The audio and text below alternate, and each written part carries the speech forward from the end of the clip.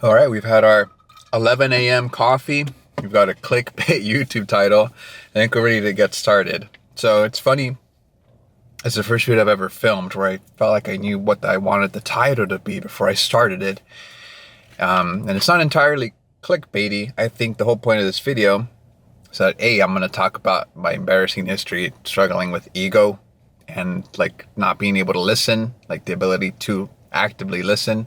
When I say give up, I mean, if you find yourself that you've been trying to brute force your way of doing things and you don't find any success, like you keep just working hard and you stay stuck in this loop without any results to show for it, just give up. Give up doing that. Stop doing that. It's essentially wasted time is what it is.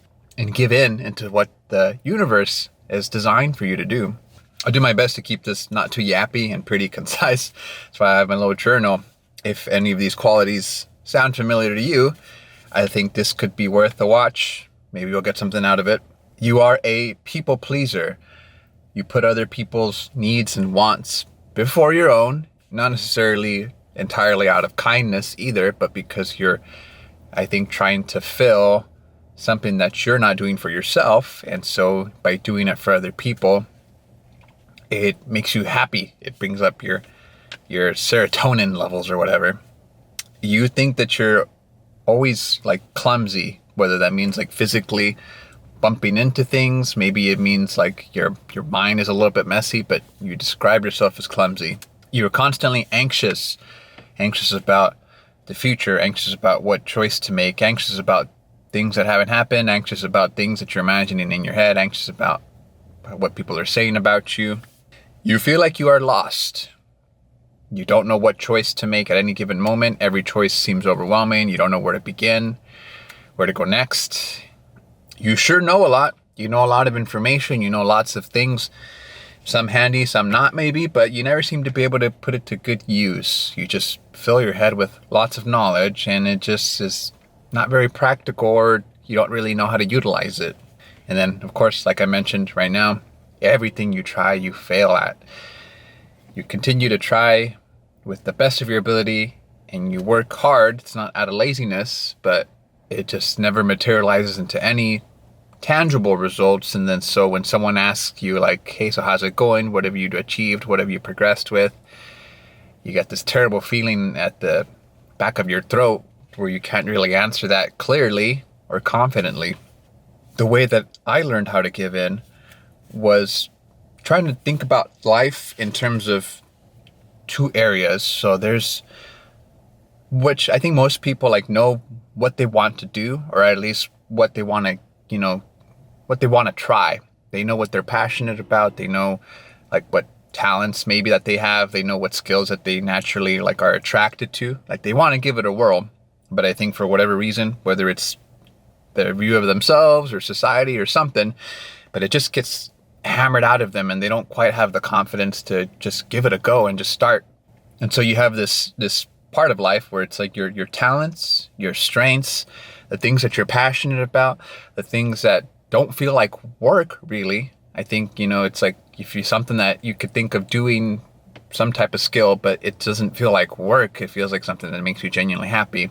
So that's half of it. And that is the stuff that is going to lead you to just either success or it'll light the way forward. But a lot of us will just, I think, hinge all of our confidence, our view of ourselves, how we see ourselves onto those strengths, the stuff that comes easy. As we continue to progress in life, there's this other area where we tend to lack, at least if you're like me and you feel like you were running around in circles without really achieving anything. And in this area lies the things that we don't want to deal with, the things that we don't want to talk about, the stuff that makes us uncomfortable, the things that we don't want to do. So in this camp, we have our bad habits, for example. Like what, if we imagine like the most ideal version of ourselves, what messed up habits do we have where it's like, well, I wouldn't do that if I was a 10.0 version of myself. A good one for me, for example, is if I say I'm going to do something and then I immediately don't do it, and bonus points if it becomes a whole procrastination thing and then it's been sitting there undone for a few weeks. the ideal version of me would consider that a bad habit, and it's not acceptable. A lot of these times, these bad habits come from like just mechanical responses. Like we're not really like thinking about it consciously, but it's just our initial reaction. It be whether it was through, again, society or just that's like a bad response, whatever, you weren't taught the correct way, but for a reason these bad habits linger, and we take these terrible habits to our strengths and the things that are going to bring us success, and then we make this really messy, and it's like, why isn't this working?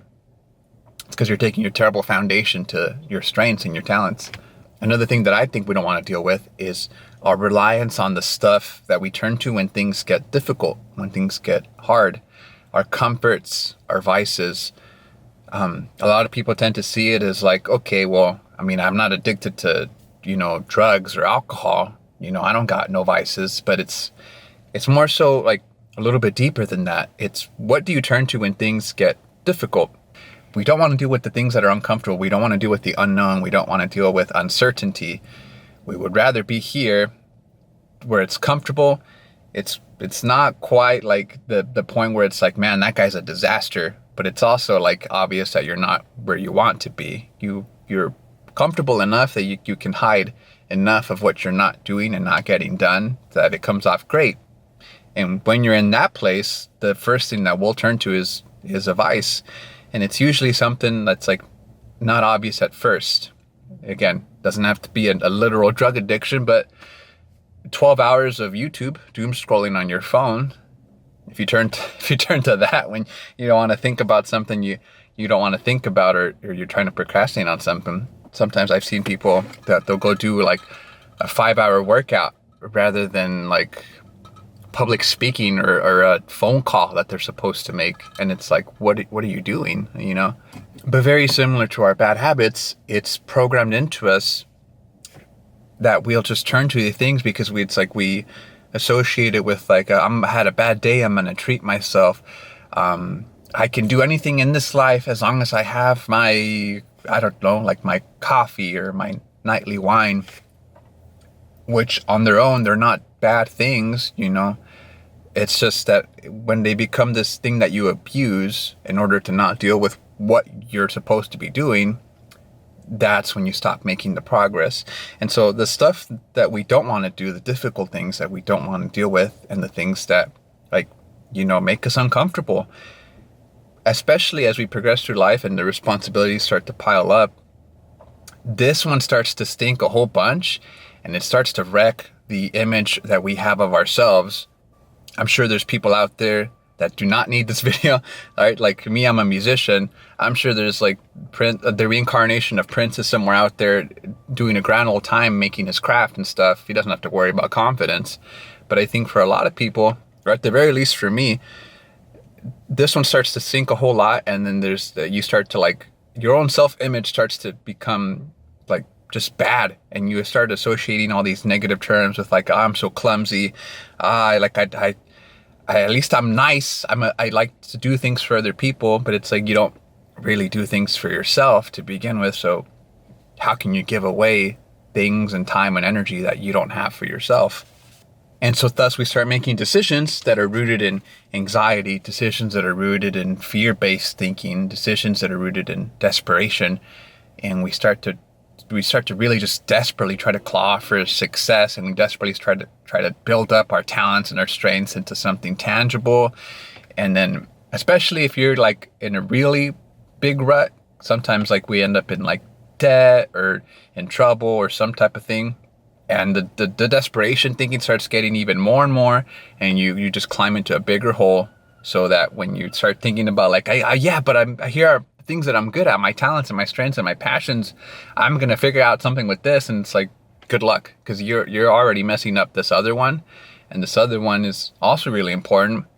Unless you want to YOLO it, maybe, it's, I don't know, live in your car and just try the old school method that, it could work. I don't know. I'm not an expert in anything, but this one starts to get real just ugly looking, and it really reflects, I think, on how you view yourself.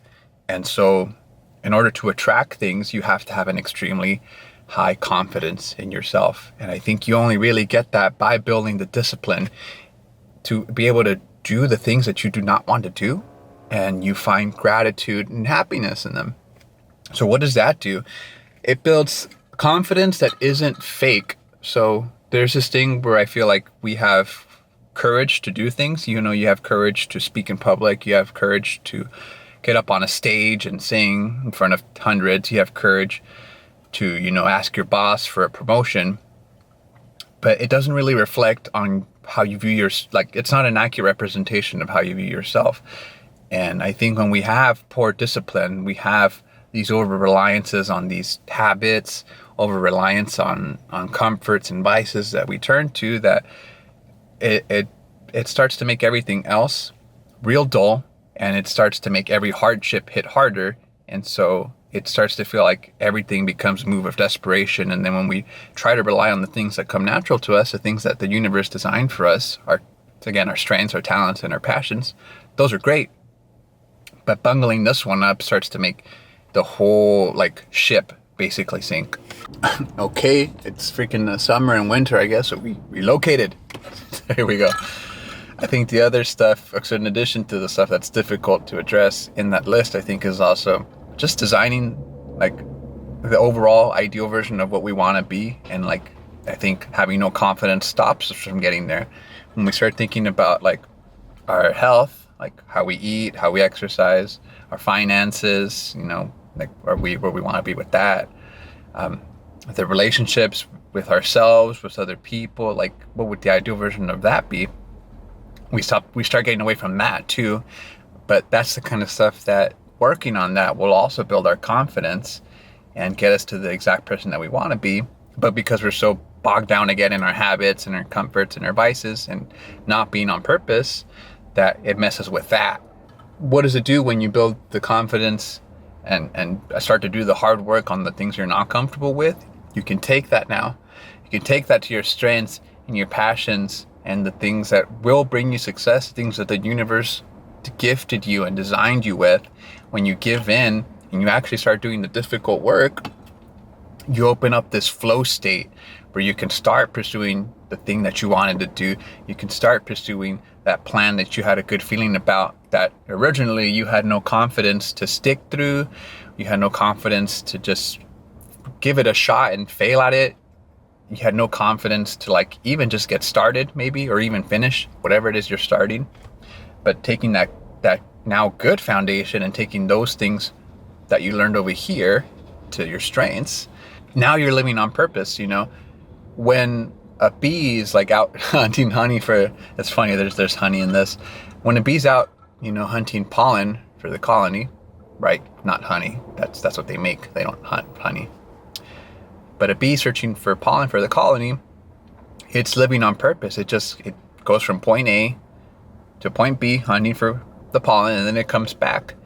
But it never considers that it's pollinating the flowers. It never considers that it's making beautiful gifts for us humans to consume. It's never worried about the future or depressed about the past. It's on purpose. It's living in the moment, and it's just genuinely making all these gifts for nature, for the universe, just by being on purpose. And I think similarly, we humans, once we start living on purpose, we also start spreading that energy into the universe. And I would say that the universe in turn rewards us for being on purpose.